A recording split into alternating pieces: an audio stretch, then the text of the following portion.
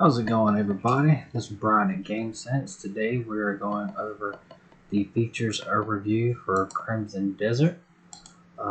This is one of my most anticipated games of the year, so I guess let's get to watching.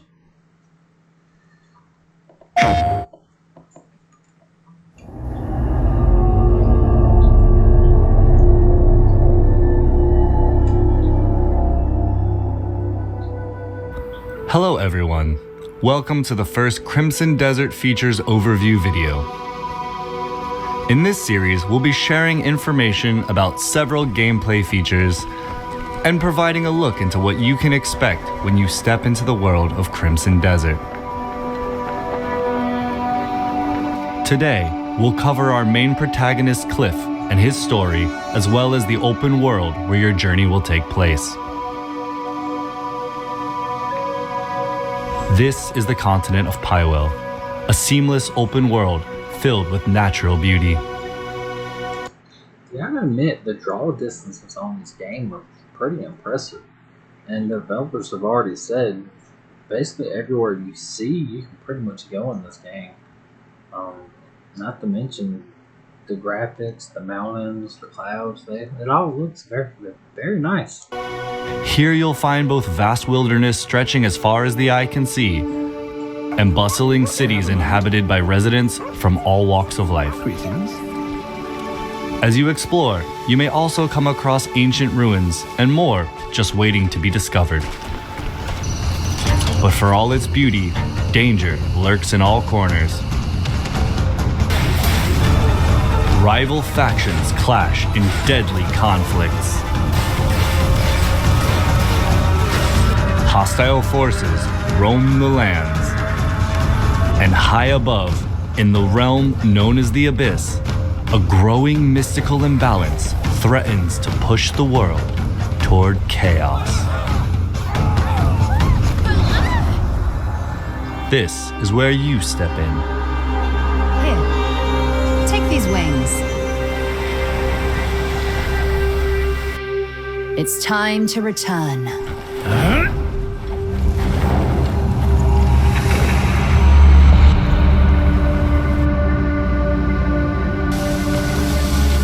You will play as Cliff, a formidable warrior of the Greymanes, a faction hailing from the region of Payloon. Renowned for their commitment to peace, the Greymanes have long fought for their homeland's unity and protected the innocent.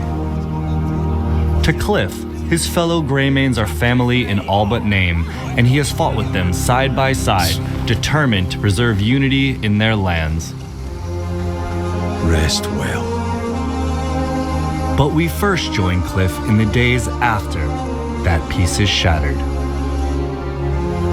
Gian has fallen, and with the great leader's death, our land, Payloon, once unified, has been plunged into chaos. And now, a bloody battle unfolds between the Greymanes, who fight to uphold his will, and the Black Bear forces that seek to set it aflame.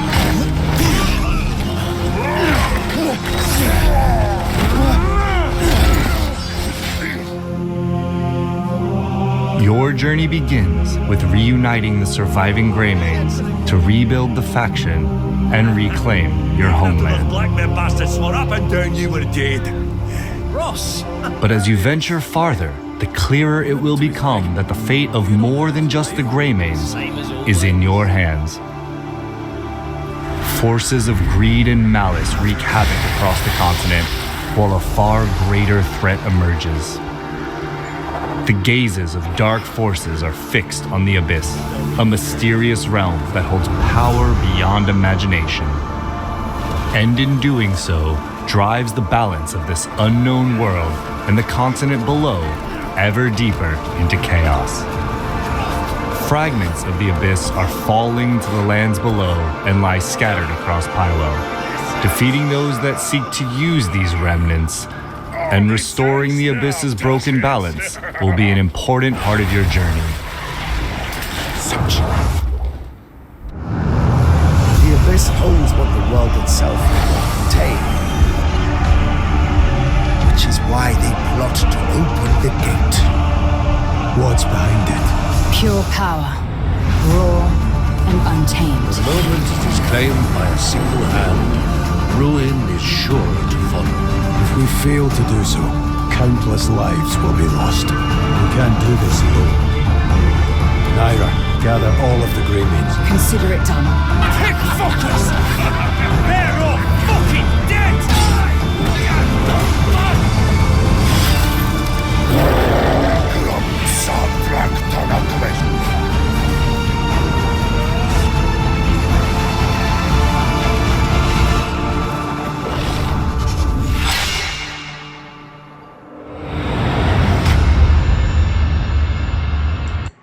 And gotta admit, after seeing gameplay about a year ago and a couple boss fights, this game seems very Witcher 3 meets Elden Ring meets, I don't know if Destiny is the right combination or what, versus it's very kind of Assassin's Creed-y, to where like you had almost like superpowers and stuff.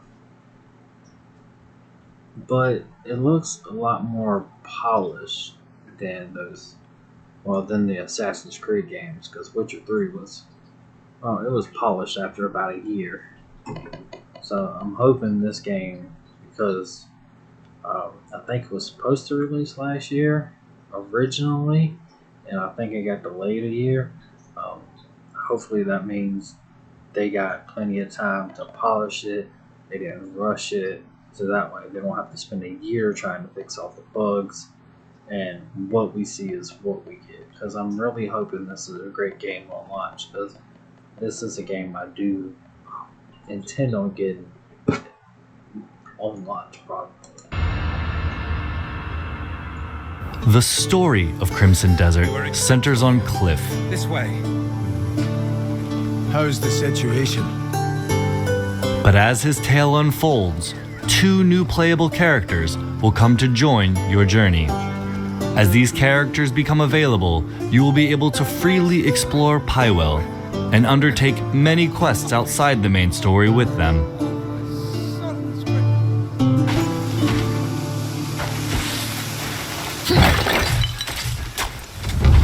Each character has their own combat style, as well as unique skills and weapons, allowing you to experience the world and its battles in different ways.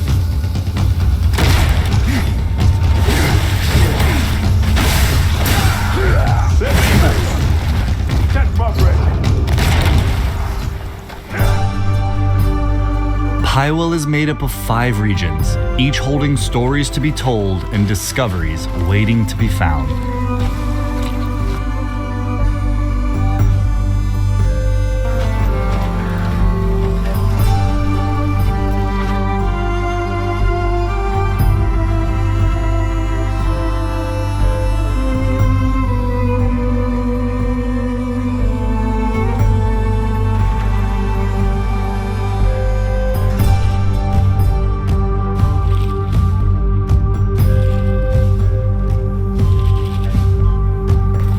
The main questline follows Cliff's journey through the central story, but questing in Pywell goes far beyond following a single path.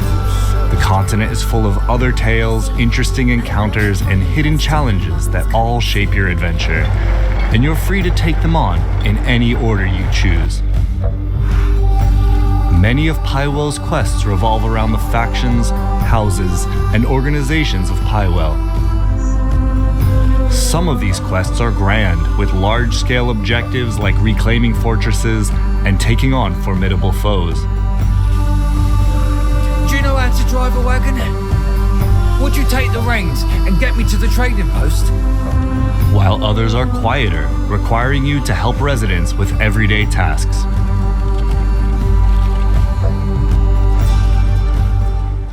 From the outset, some factions will be friendly and may give you missions. The Bleed Bandits are raising an army of their own. And worse still, they've stolen the family spear manual. My son Graham went to reclaim it, but he's gone silent. with the rest of my men serving the Duke, I find myself in need of your aid. Others, however, are hostile forces who are residing in or occupying the area. Roothold, originally under the jurisdiction of House Celeste, is currently blockaded, under siege by the invading forces of Gwen Kraber. The area will be liberated once Gwen Kraber and Kraber's soldiers are defeated.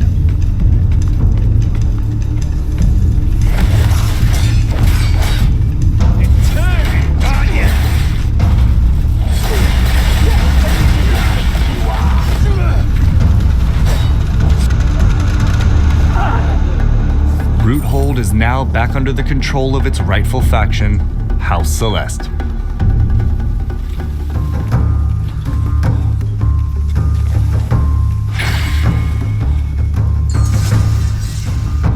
Enemy forces have withdrawn, and the region will now be safe to travel. In other liberated locations, the homes of rightful residents may be restored.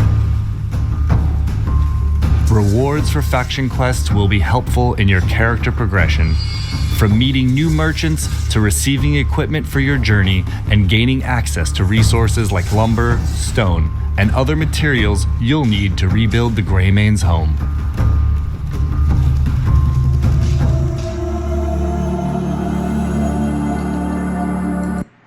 Red Dead 2, that's what it's kind of like.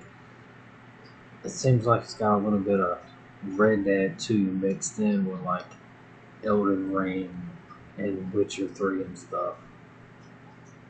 Which is a good thing, especially considering that game had a lot of content. Also buggy, kind of like Witcher 3. Skyrim was buggy as well. Unfortunately, a lot of games this size are quite buggy, so here's hoping this won't be.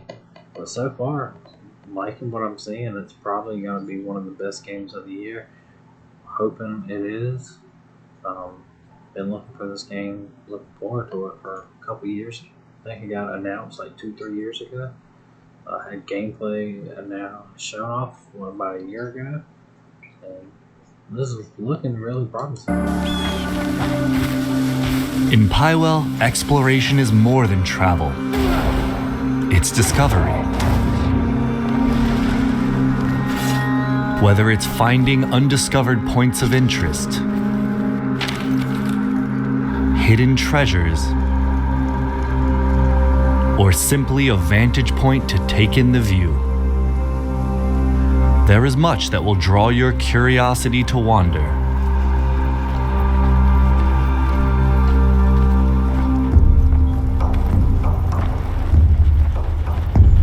With sights, secrets, and surprises along the way catching your attention, and no strict path, you can pretty much go anywhere that captures your interest.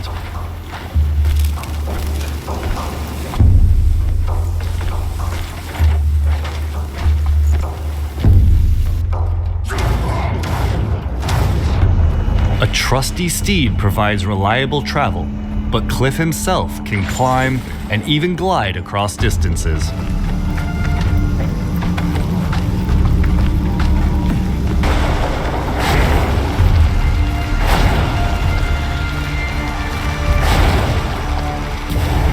Further into your journey, you'll also gain access to a missile-firing mech and a dragon that will allow you to soar high above the world. On your journey, you will meet a wide variety of the continent's inhabitants as part of everyday life in Pywell. Amongst them, hostile factions and enemies each present their own threats, from well-trained soldiers and sorcerers to ferocious beasts and machines that will test your combat skill and adaptability. And for those seeking a different kind of challenge, Pywell holds many mysteries. That's pretty cool. He fought a mech himself, and then he fought like a baby mech. That's pretty cool. From ancient mechanisms hidden in forgotten ruins to enigmatic puzzles, each rewarding keen observation and problem solving.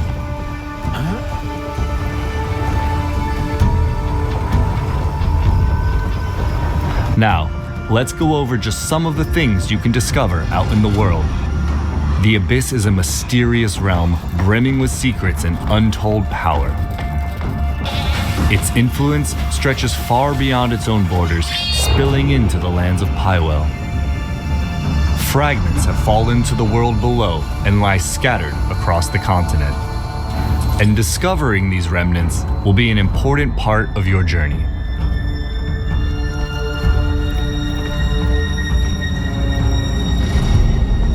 You'll come across artifacts, powerful items necessary to unlock and upgrade your skills.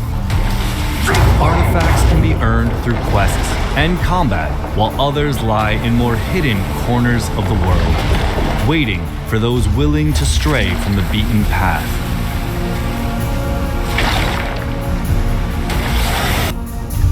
Traces of the Abyss you discover will open up fast travel locations, making it easier to revisit and explore the areas of Pywell you've discovered. In time, your search will inevitably take you to the Abyss itself.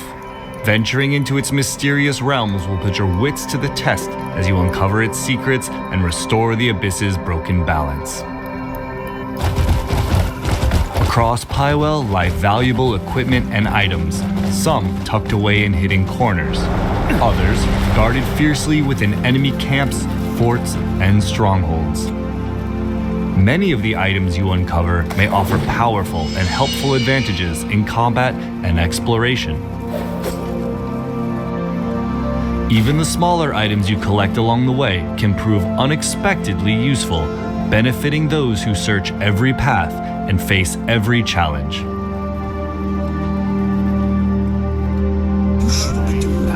The world of Pywell is rich with knowledge waiting to be uncovered, from knowledge about its inhabitants and wildlife to skills, items, and more. This information can be acquired in many ways, by interacting with characters and objects, exploring new areas, and even observing from afar.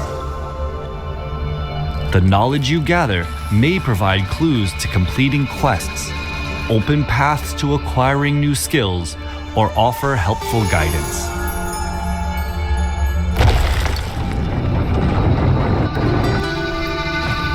That's all for today's look at the story and world of Crimson Desert. In the future, we'll be highlighting combat, progression, and life in Pywell, so stay tuned. Thanks for watching, and we'll see you again.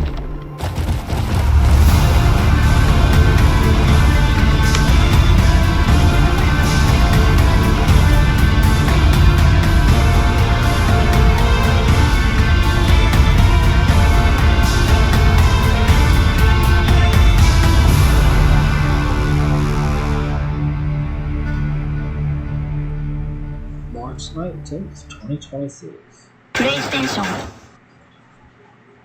This is definitely probably my most anticipated game of the year.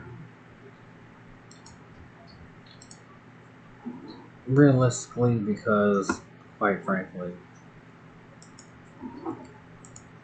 I don't think GTA is coming out this year. There are just too many.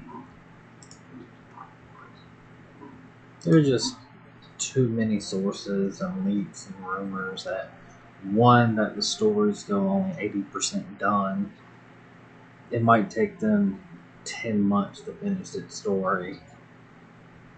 Or if it goes gold, even in like September. I remember Rainbow Six Vegas 2. They delayed that game 5-6 months and fixed 50,000 bugs. How many bugs do you think GTA 6 is going to have? 200,000? Probably going to take them 10 months, even with their staff.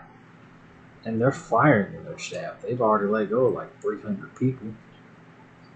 And to the point that a lot of their employees are actually quitting and rioting in the streets outside of their building in London. So I'm not positive. I have very little hope that GTA is going to come out this year.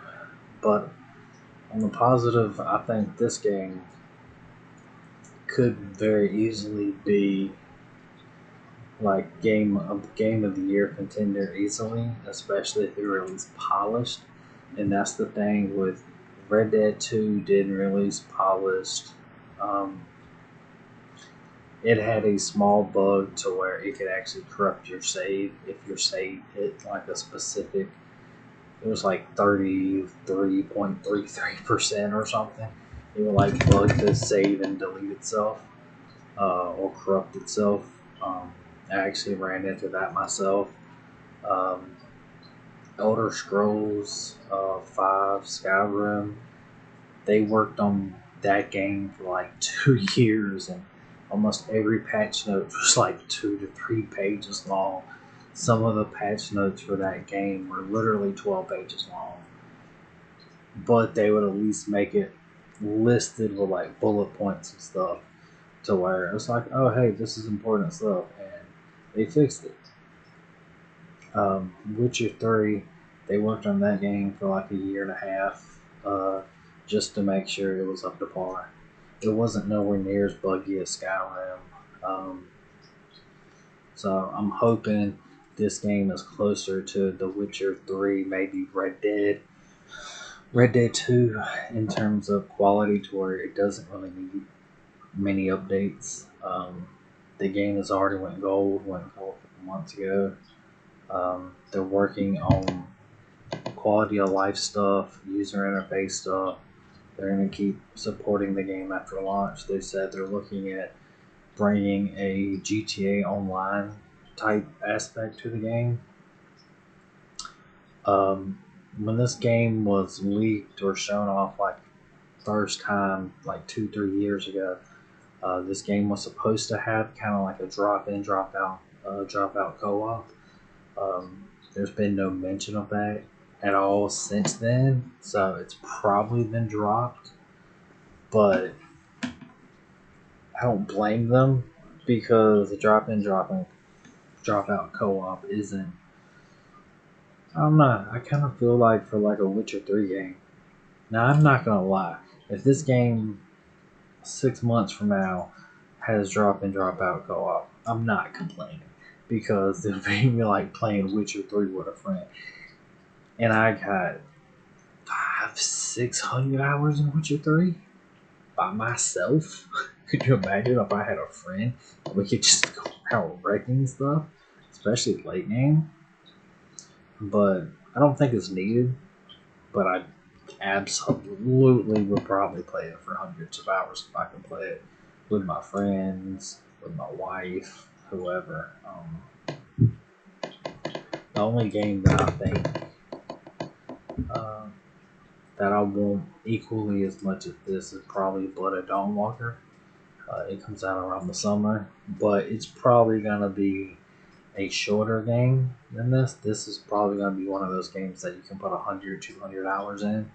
Blood of Dawnwalker is probably gonna be a 30-hour game because they're talking about, oh hey, every decision you make affects every other decision you make, and kind of seems like they want you to beat the game 4 or 5 different times to kind of see everything. So I don't think it's going to be that big of a game. It's going to be something they want you to like keep playing and keep doing different things to see different endings. Not gonna lie though, this game does look intriguing.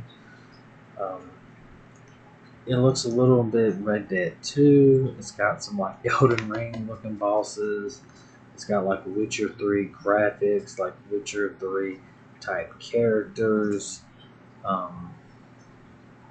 It's got some over the top like animations and stuff, almost from like a Destiny 2.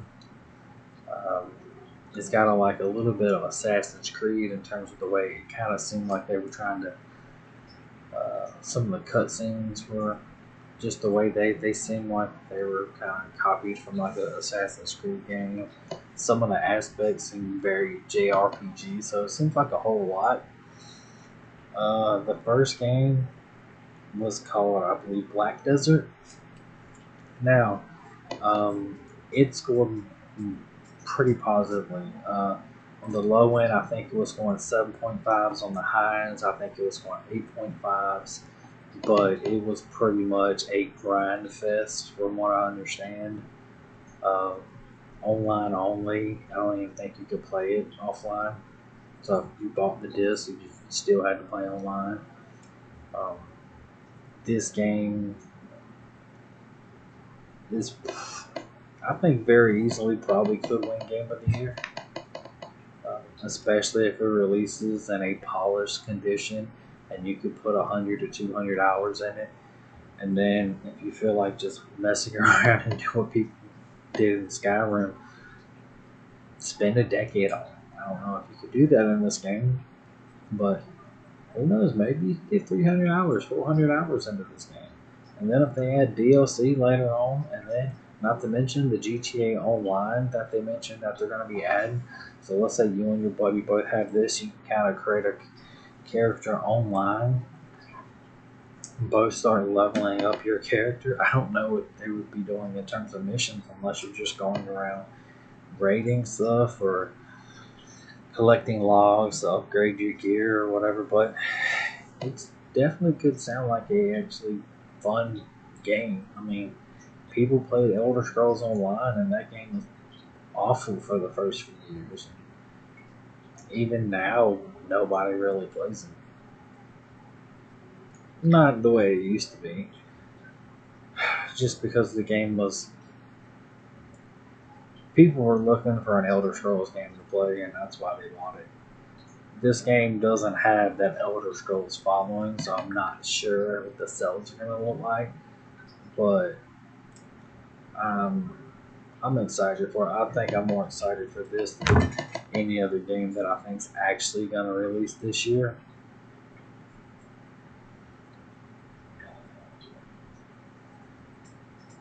I hope it's good. I really do. Like, and when I buy it, I'll probably give my honest review, but I'm not a big YouTuber. I'll have to buy it myself and then I'll give my honest opinion. So it might take me 2-3 weeks to give like an honest review of it. And even if I was getting paid for it, I would always give my 100% honest review, because too many people that are YouTubers now just get paid to say positive things. They just take the check. I mean, I get it. Everyone's got bills to pay, and every once in a while, people are going to sell out. Not all the time, but you sell out enough times, people stop believing. Like Velgar, perfect example. That game was so hated after it launched, but before it launched, every single YouTuber's like, this is the greatest thing ever. This is the greatest thing ever. This is gonna be Game of the Year. 2 months later, it was free from PlayStation Plus, and nobody downloaded it when it was free, myself included. And ever since then, I've seen that game on sale for like $10. I've seen it on sale for $20, and I've had no interest in it. It went too political. Tried to shove too many agendas in there instead of just being a video game. This game, I don't see any political stuff. I don't see any try to be, oh, hey, I'm pro this, I'm anti this. It just is a video game. And that's something we need more of in today's. The whole gaming industry just needs more of it. But anyway, I rambled on enough. This is Brian of GameSense, and I hope y'all have a good night.